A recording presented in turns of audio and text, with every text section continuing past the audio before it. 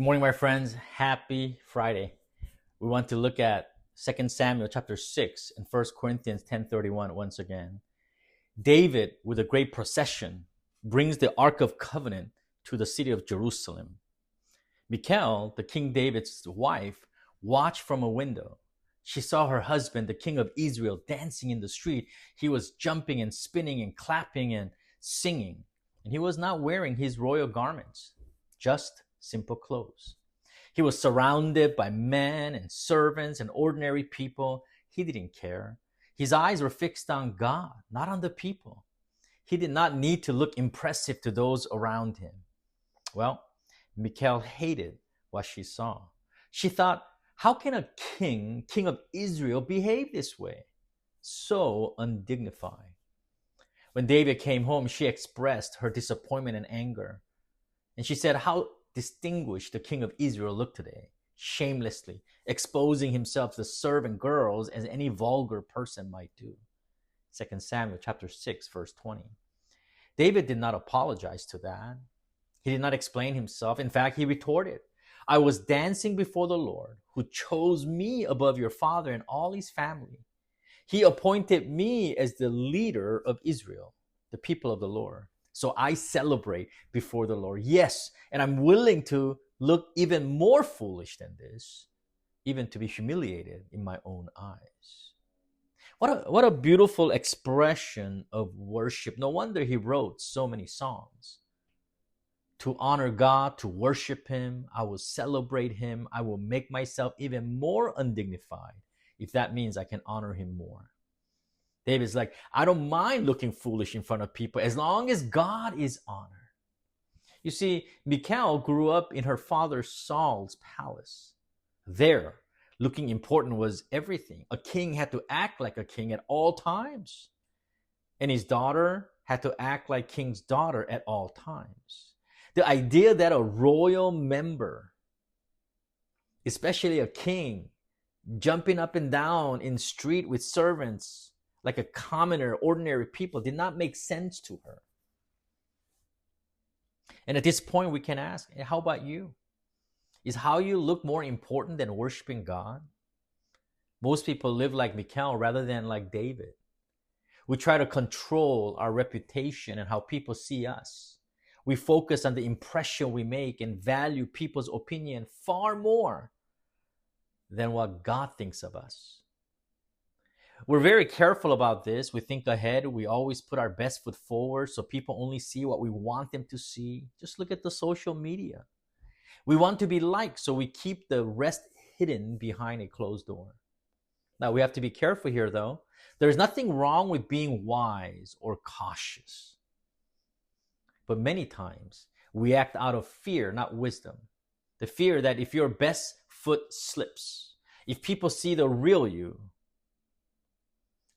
you might lose their respect, their approval, their willingness to take you seriously.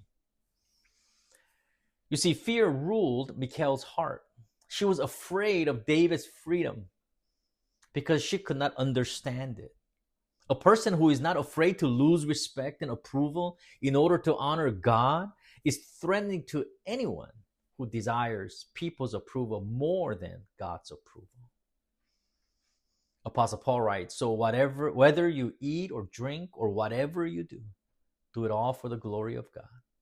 Whether you eat or drink or whatever you do it all for the glory of God. 1 Corinthians 10:31.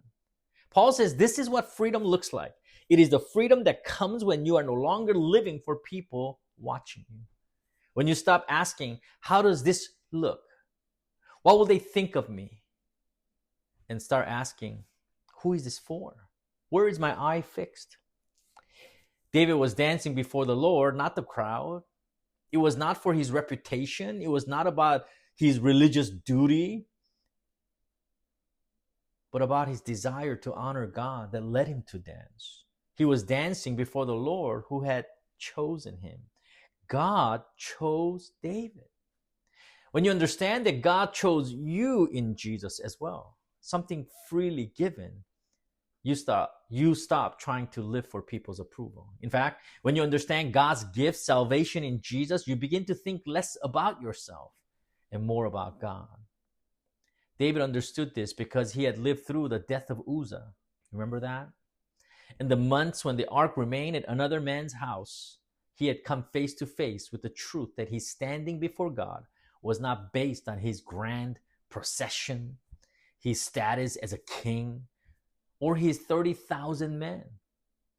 And if you include women and children, it was an incredibly large procession.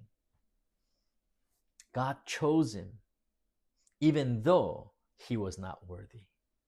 David brought nothing.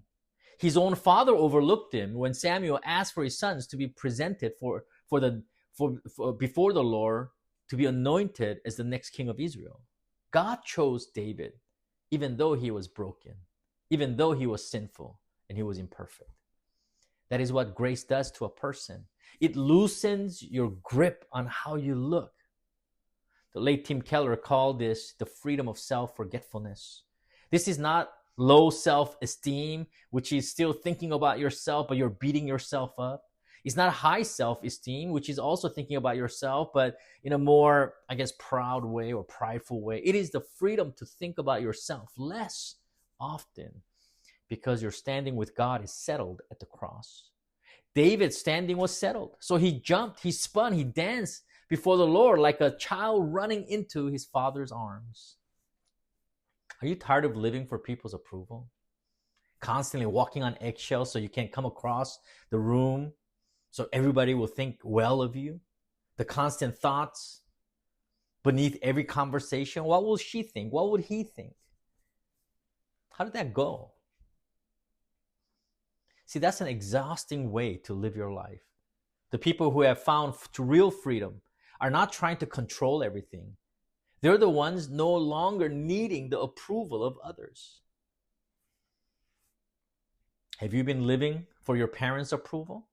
Maybe it is a coworker. Maybe it's your spouse, or maybe it's your kid, or someone whose respect you have been trying to earn, but have not received it yet. And here's what settled David so completely that he could dance in the street. He understood that he was chosen. God anointed him when he still smelled like sheep. God chose him even when his own father lined up 7 older brothers ahead of him, and he didn't even consider David. You see, God passed over all of them and chose the youngest. By every worldly measure, his older brothers were more impressive and more like a king. But in God's eyes, David alone was a man after his own heart. Jesus is the fullness of that choosing. He came into the world and lived a life none of us have lived perfectly before God on our behalf. He went to the cross and bore the full weight of our sin. He rose from the dead on the 3rd day. What he offers is not a better reputation before people, but a secure, intimate relationship before God. This does not depend on what we do or how we appeared on a Monday morning. It is not threatened by our worst moment. It rests solely on the grace of God through Jesus, who finished the work once and for all. Our relationship with God is not built on what we do. We'll be in trouble if that's the case. But it's built on what Jesus has done. He is the ground David was dancing on. It was not about his achievements, though he had many, not even his royal record. The grace of God chose him before he had done anything to deserve it. When that truth becomes real to you, you begin to move away from living for people's approval and toward living to delight and put gladness upon God. You forget to be dignified before God. David says it at the end of the exchange. The very people Michal despised, the servant girls, the ordinary people, would honor him more, not less. My friends, let me remind you, you are a child of God. You did not earn that. You don't have to maintain it. You don't have to protect it. It was given to you by the creator of the universe through Jesus Christ. You can dance on that. Maybe today is a great day to thank God for Jesus and dance on the reality of your salvation in Jesus Christ. God bless you and have an amazing time of worship this Sunday with your community. Maybe you can dance with them as well.